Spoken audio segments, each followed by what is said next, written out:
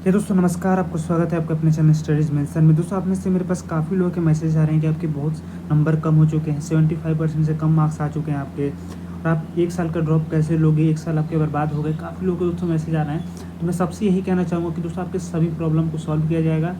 आप दोस्तों पिछले जितने भी स्टूडेंट्स हैं हमारे जुड़े हुए हैं, उनको सबको पता है कि दोस्तों आपके मैं हर सिचुएशन में आपके साथ दोस्तों मैं खड़ा हूँ। तो आपके सभी दोस्तों क्वेश्चन का आंसर मिलेगा, आपको क्या करना है क्या नहीं करना है सब कुछ बताऊँगा। आज की वीडियो पूरा देखिए दोस्तों, आपके जितने भी कमेंट आए हैं उसको समराइज़ किया हुआ है मैंने। सबसे पहले दोस्तों हम बात करेंगे your comment on CBSE improvement को लेके जो आपके कमेंट आए हुए हैं। दूसरा दोस्तों हम बात करेंगे सीबीएसई के इंप्रूवमेंट का रिजल्ट कब तक आ सकता है। तीसरा बात करेंगे सीबीएसई इंप्रूवमेंट 2023 का कब होगा, ठीक है। अगला बात करेंगे दोस्तों सीबीएसई रीएवल्यूएशन के बारे में, कॉपी रीचेकिंग के बारे में, और 5वें नंबर बात करेंगे क्या दोस्तों 5 सब्जेक्ट में आपको इंप्रूवमेंट देना ज़रूरी है जेईई के लिए। तो काफ़ी इंपॉर्टेंट वीडियो है दोस्तों। और ये 5वां जो पॉइंट है आपका कि 5 सब्जेक्ट में देना ज़रूरी है कि नहीं, ये दोस्तों काफ़ी लोग पूछ रहे हैं, और दोस्तों इसका करेक्ट आपको आंसर नहीं मिल पा रहा है मुझे पता है, जिस पर हम दोस्तों मैं प्रूफ के साथ आपको सब कुछ बताने वाला हूँ कि कैसे आपको कितने सब्जेक्ट में देना जरूरी रहता है, क्या रहता है। तो पूरा वीडियो देखना है तो सब्सक्राइब कर लें चैनल को, और वीडियो कैसी लगती है कमेंट करके जरूर बताया करें। सबसे पहले दोस्तों आपको बता दूँ, देखो सबसे पहले आपको बता दूं कि और कमेंट ऑन सीबीएसई इंप्रूवमेंट को लेके जो जितने भी आपके कमेंट आए हैं, जो कुछ इंपॉर्टेंट कमेंट है उस पर बात कर लेते हैं। तो सबसे पहला दोस्तों कमेंट आया हुआ है कि what if I fail improvement exam. तो कुछ लोगों ने कमेंट किया था कि अगर मैं इंप्रूवमेंट में फेल हो जाता हूँ क्या हुआ। तो मैं सबसे यही कहना चाहूँगा कुछ भी प्रॉब्लम नहीं, इंप्रूवमेंट में आप फेल हो जाते हो तो आपके पहले वाले मार्क्स रहेंगे जितने भी आपके पहले वाली मार्क्स में आए हुए थे, ठीक है। दूसरा कमेंट आया हुआ है कि हाउ इंप्रूवमेंट मार्क्स एडेड। अगर लो मार्क्स में रह जाते हैं तो क्या होगा। देखो लो मार्क्स अगर किसी भी सब्जेक्ट में आ जाते हैं आपके पहले वाले मार्क्स को ऐड किया जाएगा, ठीक है। अगर अगला कमेंट आया हुआ है कि इंप्रूवमेंट मार्क्स इज वैलिड। तो दोस्तों इंप्रूवमेंट मार्क्स इज वैलिड होती है, हर जगह यूज़ कर सकते हो आप, कोई भी उससे दिक्कत वाली बात नहीं है। अगला निकल के आता है कमेंट कि do company accept improvement exam. बिल्कुल एक्सेप्ट करेंगी, ठीक है। कोई भी ऐसी बात नहीं, कंपार्टमेंट एग्जाम देते हो, कंपार्टमेंट एग्जाम जो भी स्टूडेंट दे रहे हैं उनका ये कमेंट है कि आप कंपार्टमेंट एग्जाम में क्या उस पर कंपार्टमेंट लिखा हुआ आएगा, इंप्रूवमेंट लिखा। तुमसे ये कहना चाहूँगा कुछ भी ऐसा लिखा नहीं आता है, ठीक है। आपको इससे कुछ भी फ़र्क नहीं पड़ेगा, कुछ ज़्यादा आपको फ़र्क नहीं पड़ेगा इंप्रूवमेंट एग्जाम को लेके, और इसका मतलब आपका प्लेसमेंट में कुछ ज़्यादा फ़र्क नहीं पड़ने वाला है, ठीक है। आपका कह सकते हो कि आपकी जो ओरिजिनल मार्कशीट होगी वैसे ही उसको आप एक मैंडेटरी देख सकते हो। कुछ लोगों का कमेंट आया हुआ है कि क्या हमें इंप्रूवमेंट देना चाहिए। तो मैं कहूँगा सबको इंप्रूवमेंट देना चाहिए। अगर आपको लगता है कि मैं मार्क्स अपने बढ़ा सकता हूँ, बिल्कुल इंप्रूवमेंट दो, ठीक है। एक कमेंट आया हुआ है can a candidate appear improvement and additional examination simultaneously. तो इसका आंसर है नो। आप साथ में दोस्तों साइमल्टेनियसली आप क्या कहते हैं कि आप एक इंप्रूवमेंट का एडिशनल सब्जेक्ट नहीं दे सकते हो साथ में। एक सब्जेक्ट आप दे सकते हो सिर्फ 2022 में, ठीक। एक सब्जेक्ट आप दे सकते हो, उसका फॉर्म जो है वो अगस्त में अब जल्दी आ जाएगा, और जिसका 23 अगस्त एग्जाम होगा जो कंपार्टमेंट वाले स्टूडेंट देंगे उनके साथ ही आप इंप्रूवमेंट का भी दे सकते हो, ठीक है। अगला दोस्तों कमेंट आपका निकल के आता है कि अगला हम बात कर लेते हैं रिजल्ट को लेके। तो रिजल्ट आपका जो रहेगा सीबीएसई इंप्रूवमेंट एग्जाम का रिजल्ट 2022 का रिजल्ट जो आपका रहेगा, ठीक है। 2022 का जो रिजल्ट आपका रहेगा सीबीएसई का इंप्रूवमेंट का 2022 का रिजल्ट, वो आपका रहेगा सितंबर अक्टूबर मान के चल सकते हो कि आपका रिजल्ट आएगा। ज़्यादा टाइम नहीं लगने वाले हैं आपके रिजल्ट के 2022 के, ठीक है। अगला बात कर लेते हैं कि सीबीएसई इंप्रूवमेंट 2023 कब होगा। सीबीएसई इंप्रूवमेंट कब होगा पूछ रहे हो आपसे ना।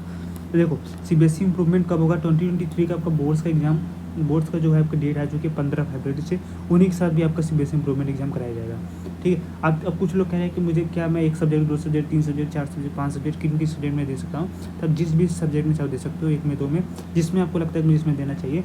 लेकिन अगर आपको एक सब्जेक्ट में बस देना है तो आप अगर कंफर्टेबल हो तो 2022 में दे सकते हो और मामला फाइनल हो जाएगा। एक दोस्तों कमेंट आया हुआ है कि आपका एक कमेंट आया हुआ था स्टूडेंट का कि क्या इंप्रूवमेंट एग्जाम जब लेट रिजल्ट आएगा हमारा तो कैसे मैं कॉलेज में एडमिशन लूँ इस साल के, अगर 2022 में देता हूँ। मैं कहता हूँ देखो जब आपका रिजल्ट आएगा उस समय भी बहुत से कॉलेज ऐसे होते हैं जो एडमिशन ले रहे होते हैं, ठीक है। उन कॉलेज को ट्राई करना है, चाहो तो आप अगले साल भी ले सकते हो, लेकिन आपको क्या करना है कि अगर उस टाइम पर अगर आप लेने के लिए आप चाहते हो कि मेरे 1 साल बर्बाद ना हो, तो अगर आप रिजल्ट आ जाते हैं सीबीएसई 2022 के इंप्रूवमेंट के, तो उस समय जिस भी कॉलेज में, बहुत सारे कॉलेज में लेट एडमिशन होता है तो उसमें आप ले सकते हो, ठीक है। इसका भी आंसर आपको दे दिया। कुछ लोग दोस्तों सिलेबस को लेकर पूछ रहे हैं, तो सिलेबस आपका 2022 का टर्म 2 का सिलेबस रहेगा। और कुछ लोग मार्क्स को लेकर पूछ रहे हैं तो उसका कुछ अभी अपडेट नहीं आया हुआ है, ठीक है। कुछ इसका अभी अपडेट नहीं आया है कि आपके कितने मार्क्स से ही होने वाला है। कुछ भी जो अगर ऑफिशियली कुछ भी अपडेट आएगा क्लियर होगा तो मैं आपको ज़रूर बताऊँगा। और दोस्तों आपके कुछ कमेंट आए हुए थे कि आप में से हाँ, एक कमेंट आया हुआ था ER का मतलब एसेंशियल रिपीट का मतलब क्या है। एसेंशियल रिपीट का मतलब कि जो है आप फेल हो चुके हो, ठीक है। और एक कमेंट आया हुआ था RD का रिपीट इन थ्योरी होता है RT का मतलब। एक आया हुआ है RB का मतलब repeat in both practical plus theory, ठीक है। RP रिपीट इन प्रैक्टिकल, ठीक है। हो गया आपका यहाँ पे CBSE इम्प्रूवमेंट 2023 कब होगा इसके बारे में मैंने आपको सारा कुछ बता दिया,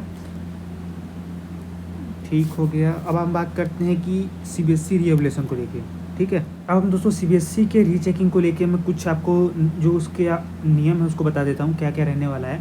कोई चाहता है कराना तो करा सकता है, ठीक है। लेकिन इसमें सबसे पहला जो आपका है apply online verification for marks, ठीक है।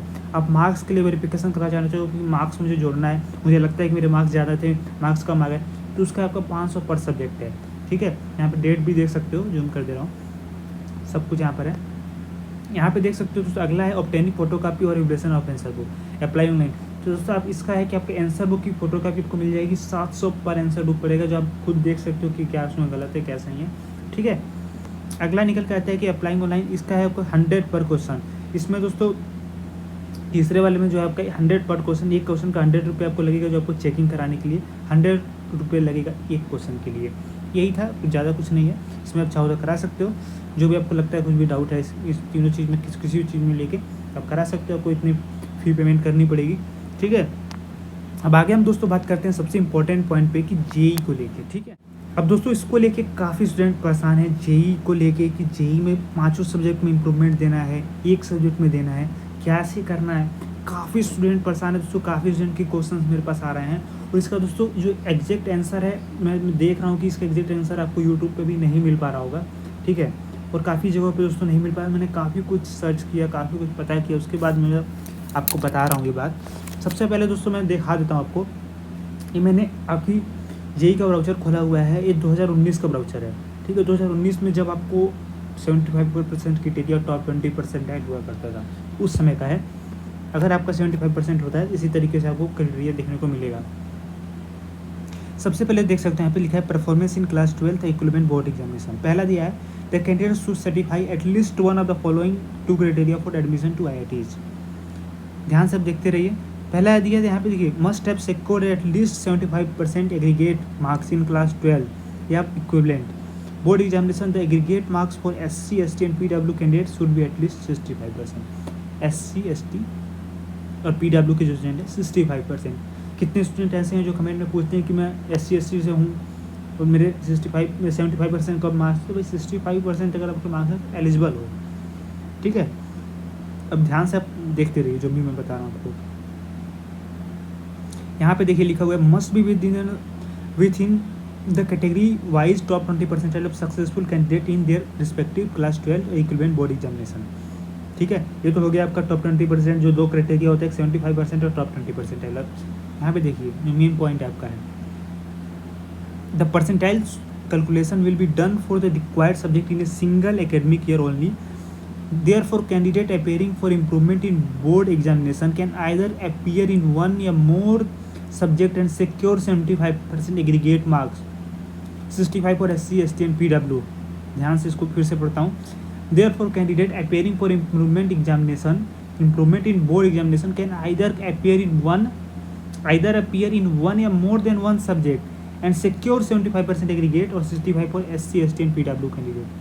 After improvement, he appear for improvement in all subject to be the top 20 percentile. See section title regarding the cutoff for the top 20 percentile of corresponding academic year, ठीक है। After improvement or appear for improvement in all subject in top 20 percentile, ठीक है। अब यहाँ पे आगे बढ़िए, इसका मैंने आपको बता दिया। यहाँ पे देख सकते हो the marks scored in the following 5 subject will B consider for calculating the aggregate marks and the cut off marks for fall in the top 20% criteria. तो देखो जितने भी JEE के स्टूडेंट्स हैं उनको बता दे रहा हूँ, JEE के मेनली उनको कैसे आपको देखना है, फिजिक्स केमिस्ट्री मैथमेटिक्स, फिर एक language. If the candidate has taken more than one language then the language with higher marks will be considered, ठीक है। फिर अगला है any subject other than the above 4 subject the subject will be the highest mark will be considered. देख सकते हो दोस्तों यहाँ पे मैंने आपको क्लियर कर दिया। यहाँ पे सबसे ज़्यादा जो कन्फ्यूजन था 1 सब्जेक्ट या मोर देन मोर देन वन सब्जेक्ट को लेके भी क्लियर कर दिया मैंने, यहाँ पे देख सकते हो। इस एक बार और पढ़ देता हूँ, जो भी स्टूडेंट कंफ्यूज हैं उसको ध्यान से पढ़ देख लें। Therefore candidate appearing for improvement in board examination in can either appear in one या मोर सब्जेक्ट एंड सिक्योर 75%।